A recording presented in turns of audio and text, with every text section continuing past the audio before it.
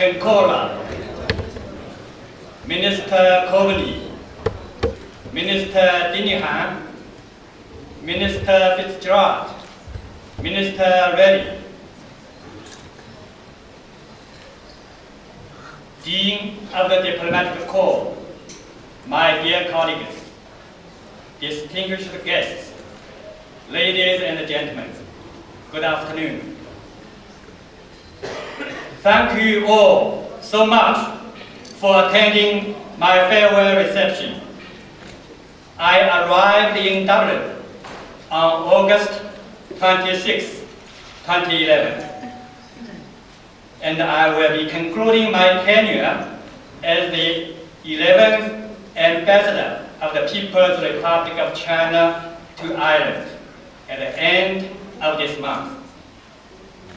At this moment, my heart is filled with gratitude, reluctance, and hope. I wish to take this opportunity to say thank you and to give my best wishes for the future to all those who are keen to see the development of China-Ireland relations continue, and who have so graciously and generously supported the work of the Chinese Embassy. During my short but intense 2.5-year tenure, I have been fortunate enough to witness and participate in two great events. As everybody knows, Mr. Xi Jinping's visit to Ireland in February 2012 and the Taoiseach's visit to China just 1 month later. These two visits have elevated the friendly ties between China and Ireland to a historically new high point and have ushered in a new era for us to build a strategic partnership for mutually beneficial cooperation. President Xi Jinping was so impressed and pleased with his successful visit to this beautiful country, Ireland, that he now keeps his office next to pictures of his family, a photograph of him kicking Gaelic football at the Croker Park. And this picture is one of the 6 photos in his office. Last Thursday, when I paid a farewell courtesy call to the Taoiseach, Mr. Kenny reaffirmed his personal commitment to Ireland's strategic partnership with China. The important consensus reached between our top national leaders has not only indicated and illuminated the direction of China-Ireland relations, but it has also created fresh, strong impetus for the development of shared interests.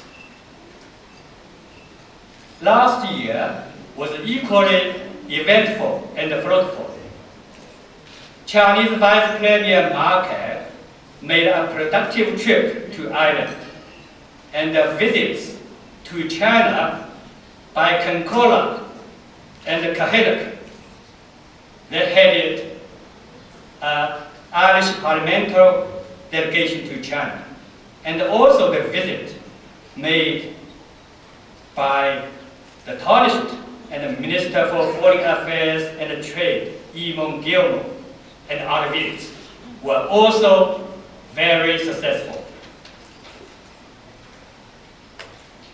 As far as I know, nearly 2/3 of the Irish cabinet members have already visited China, and several more Irish ministers will make their trips to China this year. Besides, I have also received nearly 30 ministers or vice ministers from China. I'm particularly pleased that China has been Ireland's largest trading partner in Asia for 7 consecutive years. In 2013, the bilateral trade volume increased by 10.5%. The total reached $6.67 billion, with Ireland maintaining a trade surplus. Chinese investment in Ireland is also on the rise.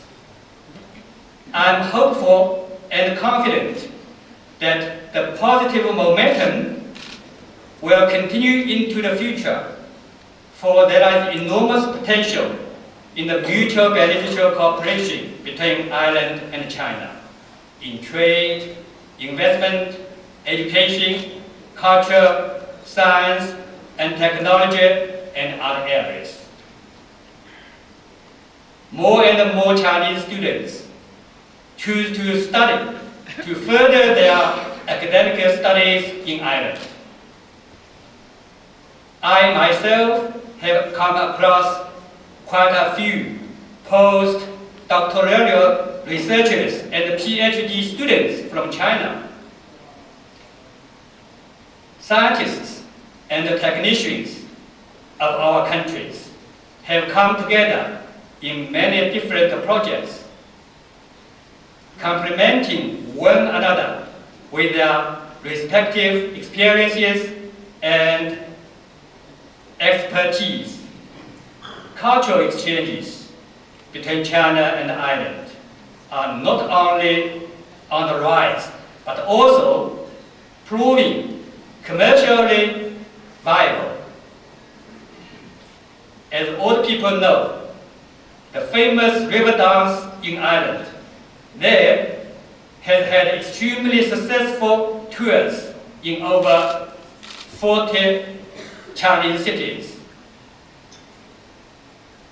Generally speaking, the auditoriums in China are quite big because, we have a huge population with 1.3 billion people.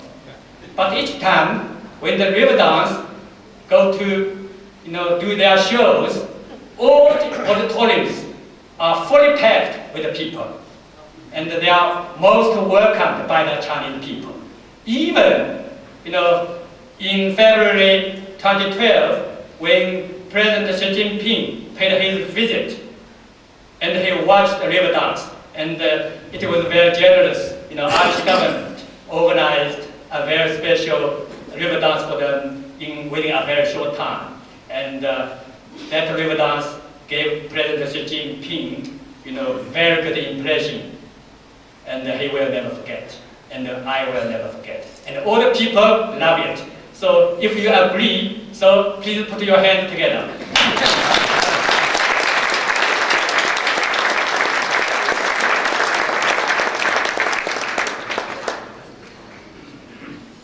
And the Irish dancers and the musicians have drawn inspirational elements from the ancient Chinese civilization. My tenure was an important period for the development of enhanced relations between our two countries. It has been my privilege to witness and the significant endeavors and the strides that Ireland has made to address its economic challenges. I share your joy and pride in Ireland's exit from the Troika bailout. So, most congratulations. I would like to once again warmly congratulate the Taoiseach, the Irish government, Irish people on this remarkable achievement. Ladies and gentlemen, I have been nearly half of the counties and the cities in Ireland. I have been greatly impressed by the beauty of Ireland and the friendliness of the Irish people. When I was asked by Taoiseach Henry to comment on Ireland, I said, the air is quite clean. The grass is very clean. The grass is very green. And the Irish people are so serene. The Taoiseach smiled and responded with a poetic and somewhat sentimental line of lyrics from an old song. Preserve your memories. They are all that's left to you. The 900 plus days that my wife and I have spent here in Ireland will be a cherished part of our memories. We have indeed fallen in love with Ireland. When we depart, with sadness and reluctance, what we will take with us is far more than fond memories of Ireland's clean air, green grass, and wisdom in sincerity. We will keep in our memories many images of a unique culture that reveals the admirable heritage spirit, the harp, the river dance, hurling, Gaelic football, Guinness, to name just a few. Undoubtedly, my wife and I will rejoice in our fond memories of Irish people. We will never forget your friendliness, your hospitality, your humor, your passion for fine and fast horses. We will miss a lot about Ireland, but what we will miss most is the numerous friends we have made here in the past 2.5 years. It is your staunch support and kind assistance that have made my life and work here so memorable and meaningful. Thanks a million. Kalabahakat.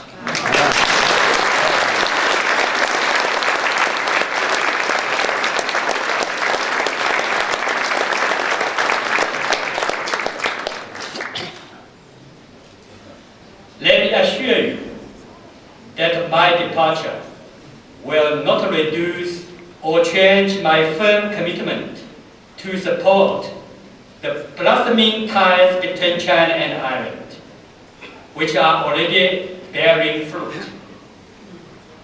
The passage of time will never reduce and dilute my feelings for Ireland and the Irish people. Whenever I'm accredited next, I will continue to keep my eyes open wildly for the opportunities to do what I can to continue to the friendship between our two countries. Before my departure, I want to say something to my countrymen in Ireland. Accomplishments in the history of China-Ireland relations would not have attainable without the support of the local Chinese communities, Chinese students, Chinese companies in Ireland. I'm much appreciative of your your contributions. On behalf of the Chinese Embassy in Dublin, I thank you all for your great endeavors and unfailing support. To my embassy staff, let me take this opportunity to put on record that I truly appreciate everything you have done for me and my wife in the past 2.5 years. I will stay in touch. Please keep me well informed. Ladies and gentlemen, dear friends, you have all treated me so nicely. I hope you will accord the same hospitality, support, and friendship to my successor, Ambassador Xu Jianguo. He will arrive here in March, shortly after my departure. It is my hope and belief that continued joint efforts by both sides will open up new prospects for China-Ireland relations, and the people of both our countries will enjoy more tangible benefits of a solid, enhanced, substantiated strategic partnership. Ladies and gentlemen, please raise your glasses and join me in a toast to the prosperity of both Ireland and China, to the happiness of our two peoples, to the robust development of China-Ireland strategic partnership, to everlasting friendship, and to the health of all the people here, because people here, you are really friends, true friends of China.